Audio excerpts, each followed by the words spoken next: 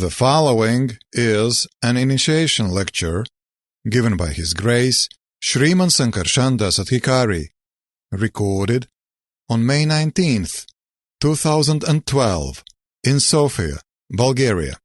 Vandeham Shri Guru Shri Jata Padakamalam Shri Gurun Vaishnavamscha Shri Rupam Sagrajatam Sahagana Raganadhanvitam Sajivam Sadaitam Savadutam Varijana Sahitam Krishna Chaitanya Devam Shri Radha Krishna Padan Sahagana Lalita Shri Vishakanvitamscha. So, it is very nicely explained in the Srimad Bhagavatam. Tasmad Gurum Prapadyecha Jigyashu Shreya Uttamam Shabde Paret Nishnatam Brahmani Upashamashrayam. If one wants to achieve the Shreya Uttamam, if one is interested to achieve the supreme benefit, then one must seek out a bona fide spiritual master. Шримад Бхагаватам се обяснява много хубаво в този стих, че ако човек иска да постигне Шрея Мутамам или най-висшето благо, той трябва да търси авторитетен духовен учител. And take shelter of him by initiation. И да приеме подслон при него чрез посвещение. Then the shloka describes what are the qualifications, how will you find out the bona fide spiritual master. Тази шлока обяснява какви са квалификациите на духовния учител, как да откриете такава личност. The bona fide spiritual master has realized the conclusions of the scriptures by deliberation. Духовният учител е реализирал заключенията на писанията посредством размисъл. And he is thus able to convince others of these conclusions. И така той е способен да убеди и другите в тези заключения. Such great personalities who have taken shelter of the Supreme Godhead, leaving aside all material considerations, are to be understood as bona fide spiritual masters.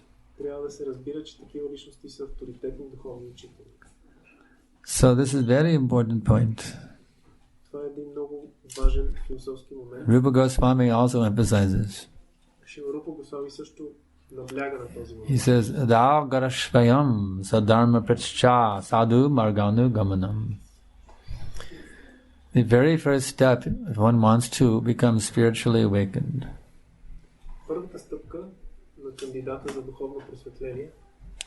is to take shelter of a bona fide spiritual master.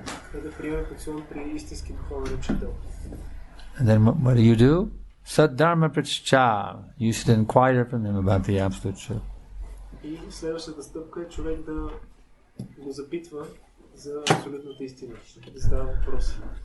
One should serve the spiritual master faithfully.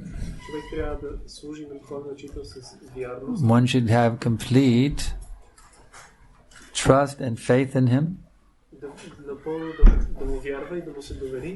That is also stated. Yasha devi parabhaktir tata devi tata guru tasyaite katita hirata prakashante mahatmanaha. Only unto those great souls who have complete faith, unflinching faith in the words of the spiritual master,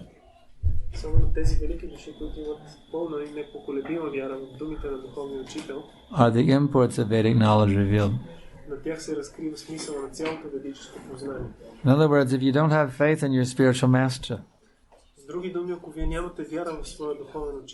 you cannot understand what is Krishna consciousness. It is not something academic. Krishna consciousness is realized knowledge. You must have the awakening within your heart То трябва да се пробуди в сърцата ви. of your eternal spiritual identity, Пробуждане на вашата вечна духовна идентичност. as described by Lord Chaitanya. Както Бог Чайтания описва. Jivara Swarupa Hai Krishnara Nityadas. The constitutional position of a living being is he's the eternal servant of Krishna. Изначалното присъщо положение на живото същество е вечен слуга на Кришна. You can hear about it, Вие може да го чуете, but unless you actually surrender to a bona fide spiritual master, но ако не се отдадете на авторитетен духовен учител, you can't really fully realize what it means. вие не можете напълно и наистина да осъзнаете какво означава. Why is that? И защо е така? Krishna explains this in the Adi Purana. Кришна обяснява това в Ади Пурана. He says, Ye me bhakta jana parata, na me bhakta shtate janaha, mad bhaktanam che ye bhaktas, te me bhakta tamamata. He says, my dear Arjuna, the one who is my devotee, he is not my devotee. Той казва, скъпи Арджуна, този, който е мой предан отдаден, той всъщност не е мой предан отдаден. Na me bhaktash. But the one who is the devotee of my devotee, he is my actual devotee. Но този, който е предан отдаден на мой предан отдаден, той е мой истински предан отдаден. So, if you want to be devotee of Krishna, И така, ако искате да бъдете предан отдадени на Кришна, then you must seek out a bona fide spiritual master тогава вие трябва да търсите авторитетен and take shelter of him by initiation. и да приемате подслон при него чрез посвещение. What is the result? И какъв ще бъде резултата? Prabhupada explains this result. Резултата се обяснява от Прабхупада. On 5 January 1974, Srila Prabhupada explained, На 5 януари 1974 година Прабхупад deathlessness begins from the day of initiation. деня на посвещението започва безсмъртието. Adao Garashvayam. As soon as you take shelter of a bona fide spiritual master, your point of deathlessness begins immediately. Щом приемете подслон при авторитетен духовен учител, вашето безсмъртие започва веднага. So you actually have an eternal identity. Факт е, че вие имате вечна самоличност. You are Krishna's eternal servant. Вие сте вечни слуги на Кришна. You have nothing to do with this material body. И вие нямате нищо общо с това материално тяло. But due to the influence of the material energy, you are thinking something different. Но под влиянието на материалната енергия вие мислите различно. You are thinking that you're the body, Вие си мислите, аз съм това тяло. that you're a man, Аз съм мъж. that you're a woman, Аз съм жена. that you're a Bulgarian, Аз съм българин. white, black, or whatever it may be. Бял, черен или каквото и да било. So, by actually taking shelter of the bona fide spiritual master, Когато наистина приемем подслон при авторитетен духовен учител, who is the bona fide representative of Sri Chaitanya Mahaprabhu and Lord Krishna, който е авторитетен представител на Шри Чайтания Махапрабху и Бог Кришна, you become connected with your actual identity. вие се свързвате със своята истинска идентичност. You have that identity within you right now. Тя е вътре във вас дори сега, And simply you've forgotten it. но вие просто сте забравени. So, by this mercy of the bona fide spiritual master, И по милостта на авторитетния духовен учител, who is giving you actually the mercy of Krishna, he is the messenger for Krishna. който всъщност ви дава милостта на Кришна като негов пратеник, By the mercy of the bona fide spiritual master, по милостта на авторитетния духовен учител, you then become turned on again. Your spiritual identity becomes revived. вие отново, така да се каже, се включвате и вашата вечна идентичност се съживява. So Prabhupada always wanted these 10 offenses to be discussed on the initiation ceremonies. Шрила Прабхупада винаги искал на церемонията на посвещението да се дискутира 10 оскърбления. Because the initiation means the disciple is vowing to serve the spiritual master's orders. На посвещението означава, че ученикът дава обет да служи на That every day I must chant at least 16 rounds of Hare Krishna Japamala, и всеки ден да повтаря поне 16 кръга Харе Кришна. along with giving up sinful activities. И същевременно да изостави греховните дейности. So that chanting of Japamala requires one that follow certain principles to become perfect in that chanting. Мантруването на Джапамала изисква определени принципи, за да може човек да се усъвършенства. In other words, just chanting isn't really enough. С други думи, просто да се мантрува не е съвсем достатъчно. If one chants with offense, then you won't go back to Godhead. Ако човек мантрува с оскърбление, той няма да се върне обратно при Бога. To go back to Godhead, one has to become an offenseless chanter of the holy names. За да се върне обратно при Бога, човек трябва да мантрува без оскърбление. So therefore, to understand what are these 10 offenses, it's very important. За това да бъде разбрано какви са тези 10 оскърбления, е много важно. The first offense is to blaspheme the devotees who have dedicated their lives for propagating the holy name of the Lord. Второто оскърбление е да бъдат хулили преданодайните, които са посветили живота си да проповядват славата на Бога. This means we should always respect all the devotees. Това означава, че ние винаги трябва да се отнасяме с уважение към всички. Even if there's some disagreement, дори да има някакви несъгласия, we should never have ill will towards the devotees. ние никога не трябва да мислиме. Should always respect them. Винаги трябва да ги уважаваме. The second offense is to consider the names of the demigods like Lord Shiva or Lord Brahma to be equal to or independent of the name of Lord Vishnu. Второто оскърбление е да считаме имената на Бог Шива и Брахма за равни или независими от името на Бог Вишну. In other words, chanting Durga, Durga or Shiva, Shiva, it's not the same as Krishna. Да се мантрува Дурга, Дурга или Шива, Шива, това не е същото като Кришна. Krishna is the god of the gods. He's the supreme Godhead. Защото Кришна е богът на боговете, върховната божествена личност. The other gods and goddesses are subordinate according to the Vedic vision. They are subordinate to Krishna. Според ведическата мъдрост, другите полубогове са подчинени на върховния. So one thinks that they are the same. That's a great offense against Krishna. И ако човек си мисли, че те са на едно ниво, това е голямо оскърбление към Кришна. The third offense is to disobey the orders of the spiritual master. Третото оскърбление е да се не изпълняват заповедите на духовния учител. That means you have to.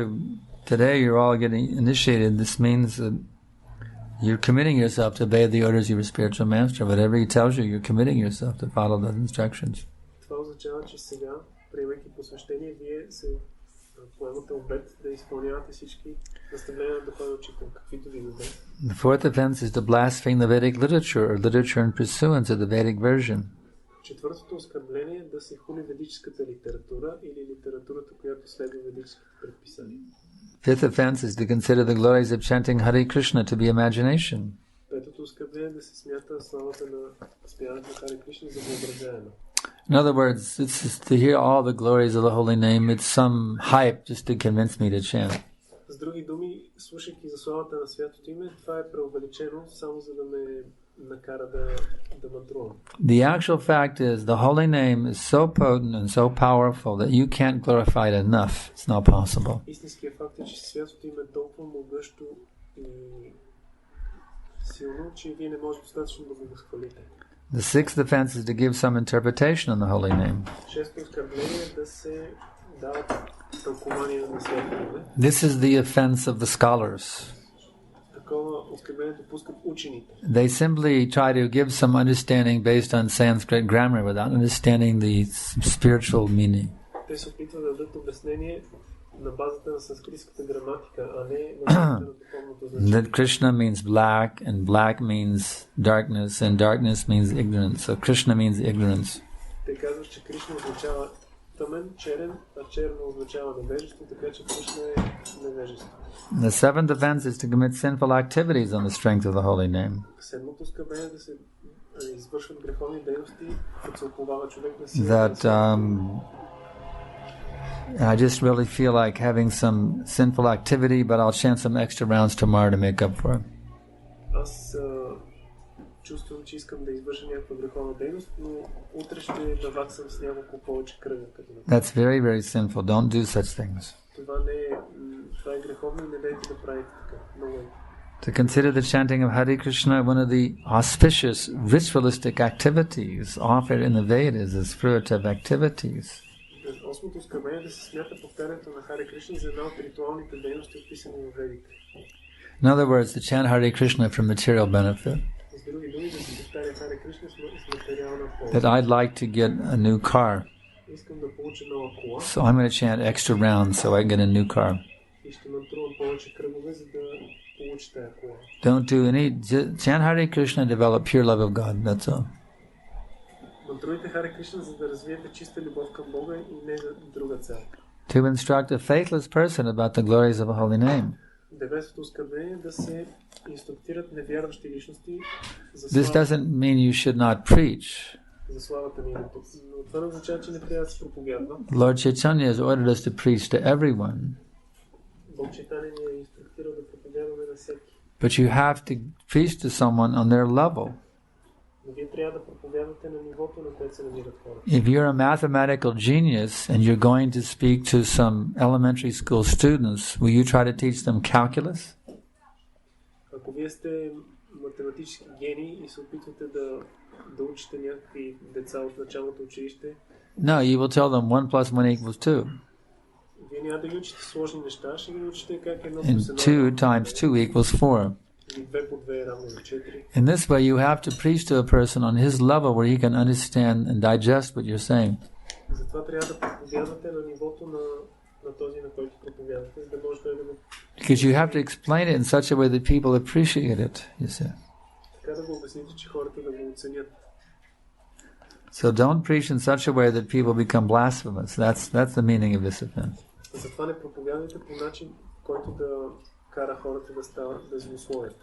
The 10th offense is to not have complete faith in the chanting of the holy names and to maintain material attachments even after understanding so many instructions on this matter. Десетото оскърбление човек да няма пълна вяра в повтарянето на святото име и да продължава да пази материалните си привързаности, дори след като е разбрал много наставления по този въпрос. Because if you're actually chanting properly, you'll become very attached to Krishna. Защото ако мантруването ви е наистина правилно, вашата привързаност към Кришна ще And нарасне your material attachments will all go away. и материалните привързаности ще се изпаряват. If your material attachments are not going away, that means you're not becoming attached to Krishna. Ако вашите материални привързаности не си отиват, значи, че не сте привързани към Кришна. You're chanting mechanically, like a machine. Това означава, че мантруването ви е механично. You're not putting your heart into it. Вие не влагате сърцето си в него. If you put your heart and soul into the chanting, Ако вложите душата и сърцето си в мантруването, then naturally your material attachments will fade away into oblivion. тогава по естествен начин материалните привързаности ще отпаднат. Because Krishna is more attractive than anything in all of the whole universe. Защото Кришна е по-привлекателен от всичко в цялата вселена. There's no amount of power or money or fame that can compete with the beauty of Krishna. Нищо не може да се сравни с красотата на Кришна. Никакви пари, никаква слава. And also one should not be inattentive while chanting Hare Krishna. И също така човек не трябва да бъде невнимателен докато мантрува. Don't let your mind wander here and there when you're chanting. Не позволявайте умът ви да се скита тук там докато мантрува. Chanting means meditation. Да се мантрува означава да се медитира. Just like we think of somebody meditating, they go, they try to go into a trance of meditation. Well, we're going into a trance in the name of Krishna. Когато се сетиме за някой, който медитира, той се опитва да влезе в транс. We're going deep, deep, deep into the Nama Sindhu, the ocean of the name. Ние се опитваме да се вмурнем надълбоко, дълбоко в океана на святото име. So, if you're chanting japa properly, that means you're going deep sea diving. Което означава, че ако мантрувате правилно своята джапа, вие сякаш се вмуркате надълбоко. Going for the pearl of love of God and deep, deep in the ocean. И дълбоко, дълбоко в океана търсите перлата на любовта към Бога.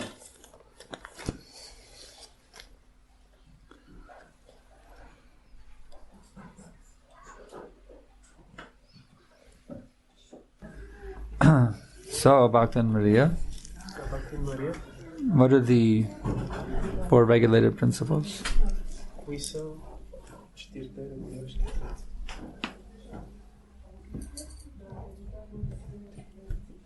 What are the 4 regulated principles? Първият принцип беше да не дадем месо. No meat eating, Да нямаме извънбрачен секс, no illicit sex, да не приемаме интоксиканти, като кафе и черен чай, No intoxicants like coffee and black tea, and no taking part in gambling. How many rounds of japa mala will you chant every day? И колко кръга джапа мала ще натруваш всеки ден? Минимум 16. 16 minimum. Ah, very good. So, your name is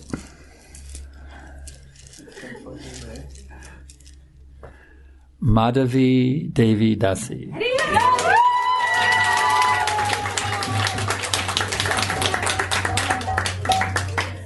There is a very special devotee in Lord Chaitanya's pastimes. Her name is Madhavi.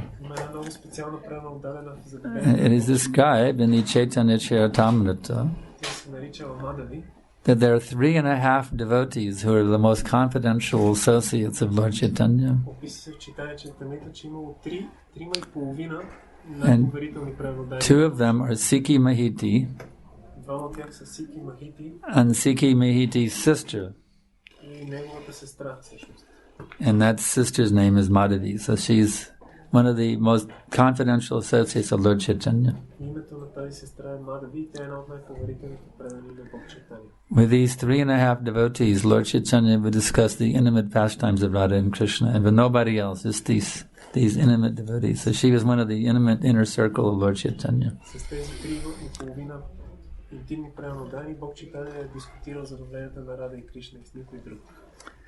So now you become the pure devotee.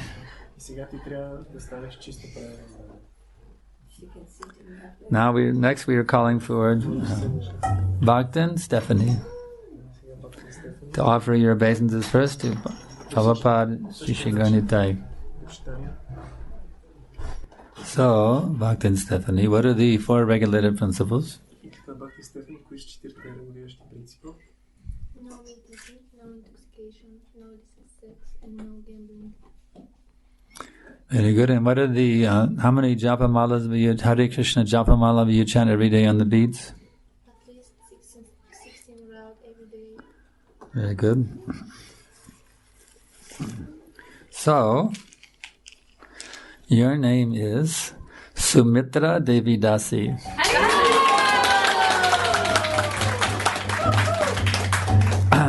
So if you have read the Ramayana, you know who is Sumitra. She is the mother of Lakshman. Very, very big Mataji in Ram Leela, Sumitra Mataji. So now you must become a very humble servant. Do not think you are big because you are Sumitra. You are Sumitra Dasi, the servant of Sumitra. You must be very, very humble. Jai.